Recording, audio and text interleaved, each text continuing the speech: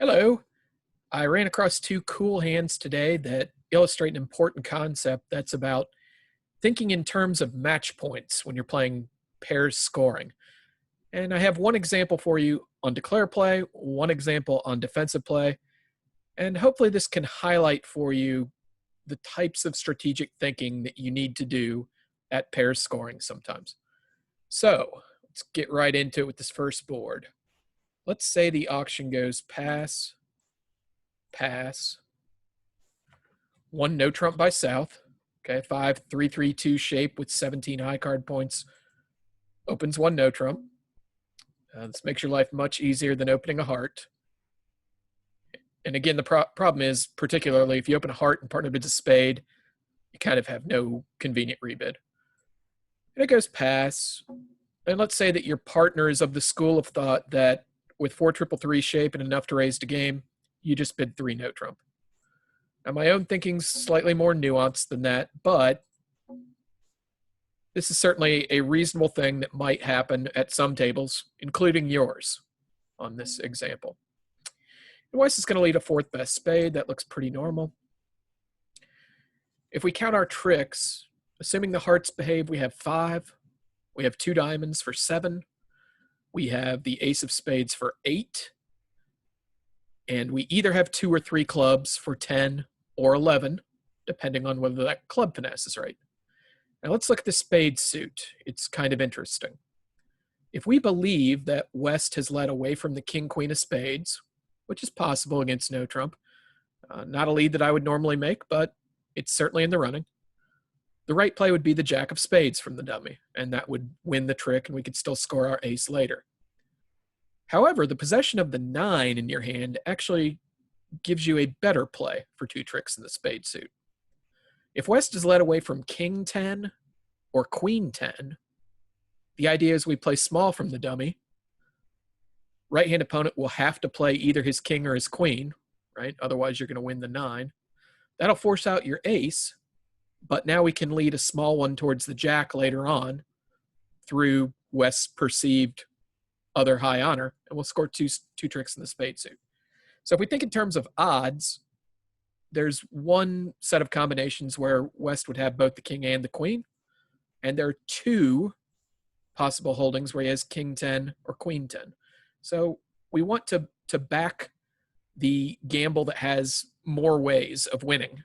So there's more queen 10 and king 10 combinations than king queen combinations. Okay, so the idea would be to play low from the dummy at trick 1. It's not going to be our lucky day. East actually has the 10, and we duck once. And East returns the suit.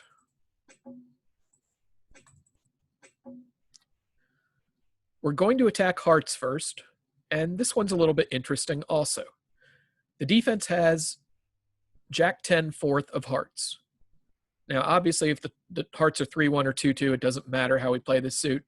But if they're 4-0, the only hand we can pick those up with is West. Okay, if East has jack 10 4 deuce of hearts, he always has one natural trump trick. Whereas if West has them, we can actually lead through the jack 10 twice towards the ace queen and pick them all up. So the correct way to play this heart suit is actually by laying down the king first. And today everyone follows, so it doesn't even matter how you played the suit. Now, here's where the match point thinking comes in. Okay, back to our no trump contract. We have 1 spade, we have 5 hearts, we have 2 diamonds, we have 1 club. Those are sure tricks we could cash right now for making our contract. But if you'll remember something I've been trying to really stress to you guys, making the contract is an arbitrary accomplishment. Making the contract doesn't matter at all if other players are scoring higher in making game contracts. Particularly, I want you to think about what's going to be happening in hearts here. Okay, in hearts, we have 5 hearts, we have the ace of spades, we have the ace king of diamonds, and we either have 2 or 3 clubs, depending on where the king of clubs is. Okay, so we're going to have 1 spade and 1 diamond loser, and either 0 or 1 clubs. Okay, so hearts is going to make 420 or 450.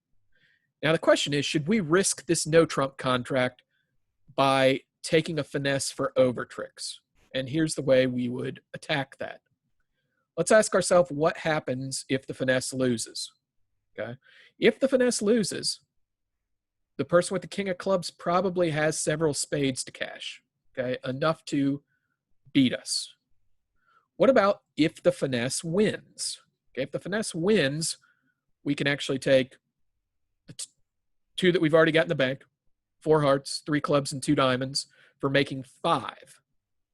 Now, that making 5 is worth going after, because if we cash out for making 3 right now and score up 400 on the deal, it's going to be 0 match points.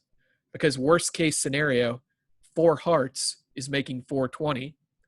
And it's somewhat easy to predict that a fair amount of the field will be in 4 hearts here. Okay, South might have opened a heart. North might have used Stamen. There's a lot of different ways that North-South could have reached 4 hearts. So what you need to practice thinking about is what other tables are going to be doing. And here it's pretty easy to come to the conclusion that I would bet 2/3 of the field will be in 4 hearts here. And since 4 hearts is always making, we need to risk our 3 no trump making exactly. Okay, that would be 400. We need to jeopardize that to try and get to a higher score than hearts will be making. Okay, so on this actual deal, you do want to take the finesse on the reasoning that if you just make 3, if you just cash out for 3, it's not worth anything anyway. And you'll see that on the actual layout, you will lose to the king of clubs. They'll cash a bunch of spades. You will be minus 100 on the deal. What I need to get you to appreciate is that's the same score, basically, as plus 400 on the deal. Let's take one from a defensive standpoint.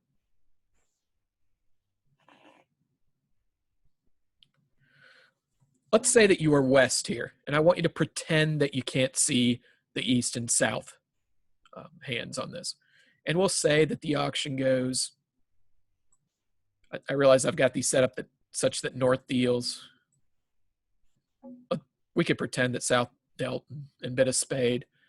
And the auction went something like this. You know, spade, pass, 2 diamonds, game forcing 2/1. Again, just forget that north passed as dealer.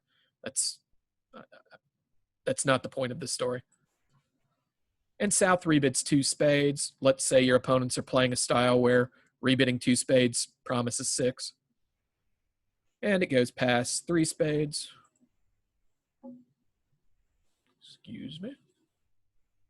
Goes pass 3 spades. Pass 4 spades. All pass. And West is going to be on opening lead here. And let's say, now, certainly you might lead the singleton diamond. You could even convince me it's the best lead.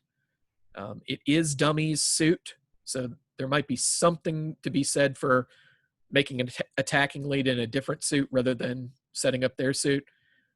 Singleton leads are a little bit less attractive when you don't have trump control. Like if I had the ace of spades and less outside values, fewer outside values, leading a diamond would be more attractive because I know that I'm going to get in again before declare can pull all the trump.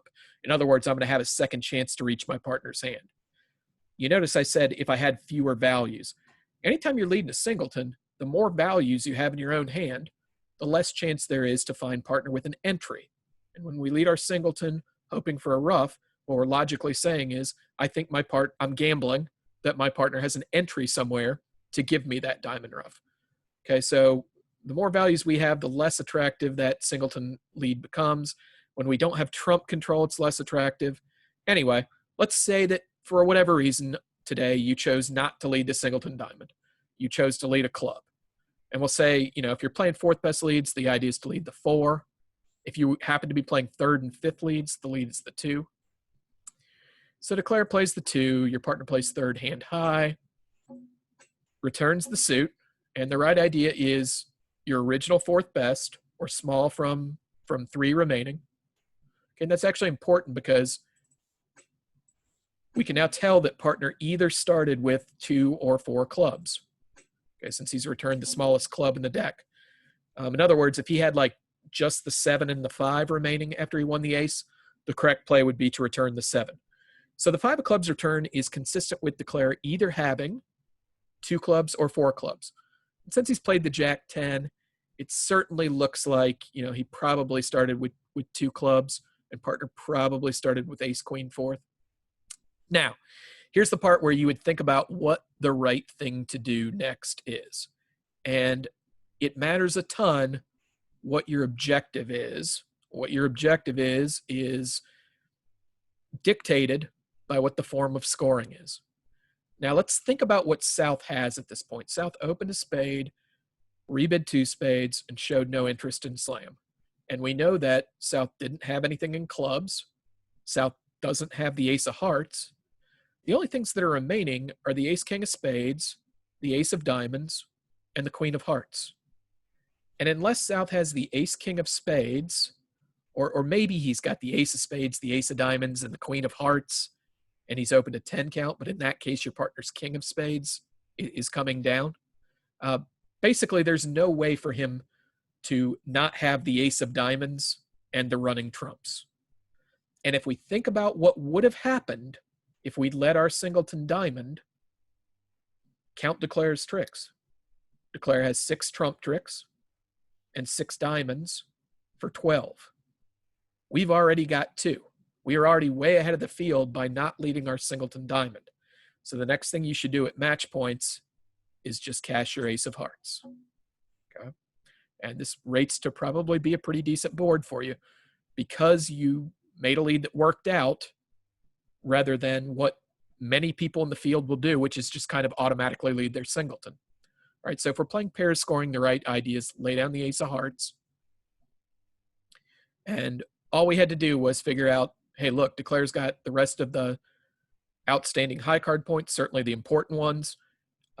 Had we chosen our other reasonable lead, he would be making 6 on this hand, right? Now that we've taken the first 2 tricks, just take our other trick. There's no need to try and beat this thing.